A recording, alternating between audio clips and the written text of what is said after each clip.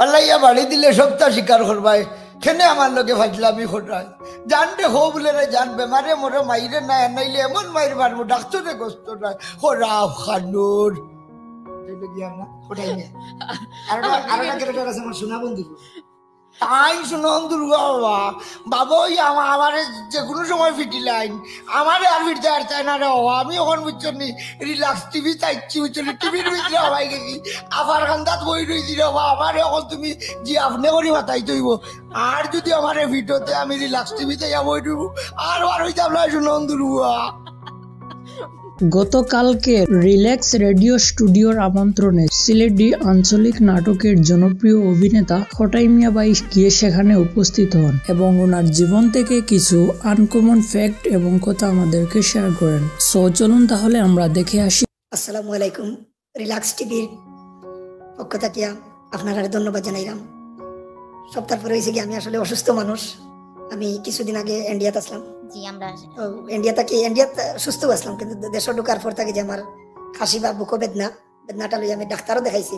যাই হোক, আপনারা দাওয়াতে আজকে আজ আমার দর্শক হলো লাগে আমি অন্তত দেখা করতাম পারলাম, এর লাগে নিজের খুব ভালো লাগে এবং আমি খুব ভালো আছি, আমার ফ্যামিলির সব ভালো আছেন আলহামদুলিল্লাহ। যে আসলে সিলেটি নাটক করা যায় কিন্তু কোনো সুযোগ সুবিধা পাইছিলাম না, যাই হোক প্ল্যাটফর্ম আসলো না।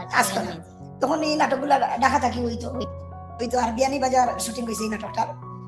তখন ব্যয়বহুল খরচ হইতো, 7-8 লাখ 10 লাখ টাকা খরচ হইতো। কিছুদিন পরে নুরুল আমিন ভাই নামে একজন মানুষ, লন্ডন প্রবাসী, তখন তাই করলা হায়রে লন্ডন শান্তি নাই। এই যে হায়রে লন্ডন শান্তি নাই, আমি আমার কথা বললাম, আমার জানা সত্য যেগুলা, এর ভিতরে অনেকগুলা নাটক আইসে গেছে হয়তো বা আমার জানা নাই, কিন্তু এই হায়রে লন্ডন শান্তি নাই আমার বাদে আমরা মাঝে ছড়িয়া পড়ে গেল যে আসলে নাটক করা যায়। এরপরে একটা আপনার 21 টিভি, যখন 21 টিভি একবার অফ হয়ে গেল, তখন কিন্তু সিডি আকারে গান বার হইতো, নাটক বা করার কোনো সুযোগ আসল না। তো যাই হোক, এই 21 টিভি শুরু করলো সেই সুযোগটা তখন কিন্তু সিঙ্গাপুর থেকে কপি করে আনা হইতো। তো যাই হোক, দেখি আমরা কিছু মানুষ উদ্বুদ্ধ হইলাম, নাটক শুরু করলাম, বা আমরা গুরুজন হলে শুরু করছিলাম, আমরা তার লগে প্রোডাকশন বয় হইতে পারেন বা প্রোডাকশন হিসাবে আমরা হেল্প করিয়া কিছু জিনিস শিখিয়া এক পর্যায়ে 2000 সাল থেকে আইলো আমরা রাত আমার পর থাকি এমন আমরা গুরুজন অফিসে থাকি কিছু জিনিস শিখলাম। এরপরে একটা পর্যায়ে প্রায় মনে হয় 2010-11 আইলো এক নায়কতন্ত্র, যেমন সান মিয়া, খোটাই মিয়া, এই যে মিয়াও হলাম ওই যে আগে কিন্তু ফ্যামিলি ড্রামা হইতো, ফ্যামিলিটা আমার সবে কিন্তু ভালো হয়েছে, বাদাইলো এক নায়কতন্ত্র হওয়ার পরে কিছু দর্শক ওখানে ঝুঁকি যাওয়ার পরে আমরাও দেখলাম যে না, জনপ্রিয়তার তো দরকার আছে। ওই হিসাবে আমি আমার ফ্রেন্ড মিলিয়ে আমরা এই খোটাই ক্যারেক্টারটা লইয়া আগুয়াইয়া যে এখন বর্তমানে আপনাদের মাঝে আসি। ওই খোটাই নামটার যে সিলেকশনের পিছনে কোনো ঘটনা আছে? জি অবশ্যই আছে। যখন দেখলাম যে মিয়া হলে একটা বাড়াবাড়ি চলেছিল, তো আমরা আপনারা জানো বর্তমান রাসেল হামিদ কাট্টুশালী আমার বন্ধু মানুষ, তো তাই আমি মিলিয়া যে আমরা চাইলাম যে আসলে একটা নাটক বানাইতাম, একটা ক্যারেক্টার লেখিয়া আমরা লইয়া গেলাম মালিক আক্তার ভাই, লন্ডনে কোন নায়ক আসলে আমরা তৌকির আহমদ ভাইয়ের পাশাপাশি আসলাম আমরা মালিক আক্তার ভাই তখন আমরা খুব মায়া করতাম, তালতলাতে আমরা অনেক সময় পরামর্শ দিলাম। তার পরামর্শ অনুযায়ী তান কাছে গেলাম যে আমরা একটা নাম সিলেক্ট করিয়া দেবো।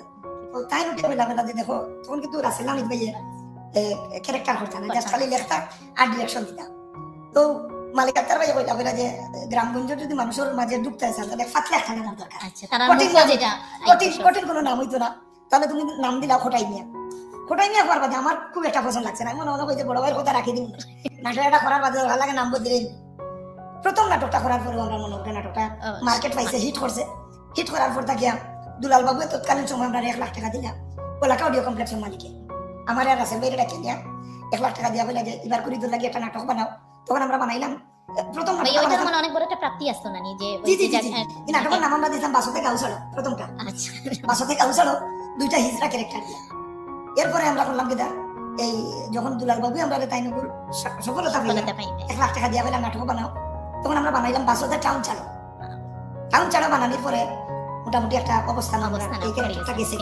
এর বাদে বানাইলাম বাসতে বউ ছাড়ো বানানোর পরে আমরা রাসেল আহমদ ভাই তার পারিবারিক কিছু খাজর কারণে তাইকে লাগে ঢাকা, প্রায় 3.5 বছর আসলো ঢাকা। এখানে যে পাশাপাশি তাইনো আমরা মুস্তফা স্যার ফারুকি স্যারের টিমও কিছুদিন কাজ করার সুযোগ হয়েছে, কাজ করছে। তো আর আমি পড়ে গেলাম একলা, একলা পড়িয়া আমার বর্তমানে বিশ্বজিৎ দাদা করি আমরা, চম্পক দাদা ছোট ভাই বিশ্বজিৎ দাদারে লইয়া আমি আবার শুরু করলাম প্রায় 2.5 মাস বাদে, 2.5 মাস গ্যাপ দিলাম, 2.5 মাস বাদে শুরু করলাম আমি। ইলে আর কয়দিন খাইবে আর ধর্ম ডাকাতি 15 দিন দেশম করিয়া বানাইলাম। ধর্ম ডাকাতি নাটকটা বানানোর পরে 50 লক্ষ টাকা গিফট পাইছি। বাড়ি বানাইলাম, গাড়ি কিনলাম, বিয়া করলাম, একলগে যেটা সবে স্বপ্ন দেখে একটা গাড়ি হইতো, একটা বাড়ি হইতো, বিয়া আমেরিকা এবং ইউরোপ দেশে মিডল ইস্ট থেকে আমার প্রবাসী ভাই হলে 50 লাখ টাকার মতো আমার গিফট করছিল। তার কাছে চিরকৃতজ্ঞ, চিরঋণী। তার ভালোবাসার বহিঃপ্রকাশটা ধর্ম ডাকাতি মনে একটা নাটক আর কি, মানে সবার একটা অন্তর যারা আমরা এটা নিয়ে কিন্তু একটু জানবো ভাইয়া, ধর্ম ডাকাতি নিয়ে অবশ্যই। ধর্ম ডাকাতি নাটকটা কি মোটামুটি আমার পিছন ফিরিয়ে থাকে। বাড়ির মানুষ যায় না আমারে দেখাত বা আমার বাড়ি দেখাত, বিয়া দেখুন বা ফাইলেন ফাইয়ার যখন খুব সুন্দর একটা বাড়ি বানাইছে তখনই আমি উঠিয়া কই যে এটা আমার মানুষে গিফট করছে, গিফটর দিয়ে বানাইছে। কারণ কইছে গিয়া একটা জিনিস হইল গিয়া, আমি যদি আমার দুর্বলতাটা আমার পিছনগুলো আমার মনে রাখিতে হবে, আমি যখন মনে করি যে আমি কিচ্ছু হয়ে গেছি, যে কোনো সময় দেখুন আমরা যদি 2 তালা তুটি তখন আবার নামি যাই, আর আমরা যদি মনে করি যে আমার উঠার এখনো বোধটা রয়েছে, তাহলে কিন্তু আমি হয়তো বা 3 তালা তুলতাম পারি। আমার সবসময় কথা হইল যে আমি এখনো তো কর্মী রইলাম, যে আমি কিচ্ছু করতাম, করার চিন্তাধারা সবসময় আমার থাকে এবং আমি আগুইতাম চাই। আর আমি যদি মনোভাব জানিলে, এখন আমি দেখছি যে আমরা ছোট ছোট যারা হকল নাই, কিছু কিছু এরা মনে করে যে আমরা বলতাম হঠাই মেয়ে নাটক করলাম, কাট্টুশালীর লোকে বই আমি নাটক করলাম, আমি তো বলতাম এটা মনে করে। তখন আমি আস্তা চিন্তা করি যে আসলে তোর ফড়ি যাওয়ার একটা ইয়ে ইচ্ছে। কারণ তখন আমি তারে বুঝাই যে বাইরে বিনয়ী থাকিও, বিনয়ী থাকলে সবে মায়া করবে, আর হামসে বড় কোন হয় এরা একদম মায়া করে করতো না।